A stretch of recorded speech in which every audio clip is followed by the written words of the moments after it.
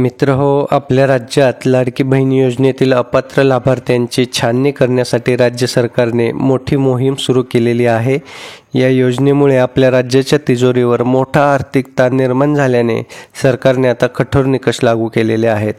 निवडणुकीच्या काळात लाभार्थ्यांच्या पात्रतेची पडताळणी फार काटेकोरपणे करण्यात आली नव्हती। मात्र वाढता आर्थिक भार लक्षात घेऊन अलीकडच्या काळात लाखो बोगस लाभार्थ्यांना या योजनेतून वगळण्यात आलेले आहे।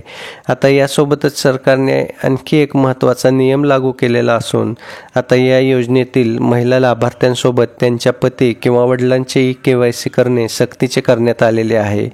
या बदलामुळे लाभार्थ्यांची संख्या आणखी कमी होण्याची शक्यता वर्तवली जात असून जर महिलेचे लग्न झालेले असेल तर पतीचे उत्पन्न तपासले जाईल आणि अविवाहित महिलांच्या बाबतीत वडिलांचे उत्पन्न तपासले जाईल।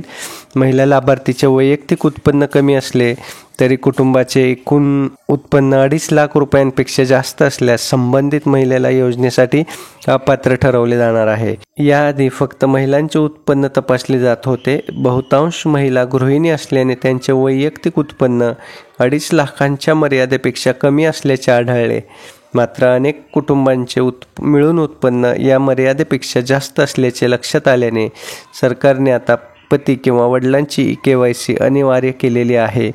मित्रहो, हा बदल झालेला नियम सर्व महिला भगिनींपर्यंत सोशल मीडियाच्या माध्यमातून व्हॉट्सॲपच्या माध्यमातून आपण पोहोचवा। व्हिडिओ आवडला असेल तर व्हिडिओला लाईक करा आणि आपल्या महिला भगिनींची कोणाची KYC पेंडिंग असेल तर या व्हिडिओच्या डिस्क्रिप्शन बॉक्समध्ये जाऊन किंवा व्हिडिओच्या शेवटी लिंक दिलेली आहे त्यावर जाऊन सविस्तर व्हिडिओ बघून घ्या आणि त्याप्रमाणे आपण आपली पेंडिंग असलेली KYC करून घ्या, म्हणजे आपला हप्ता बंद होणार नाही आणि आपल्याला लाडक्या बहीण योजनेचे पैसे वेळेवरती येतील।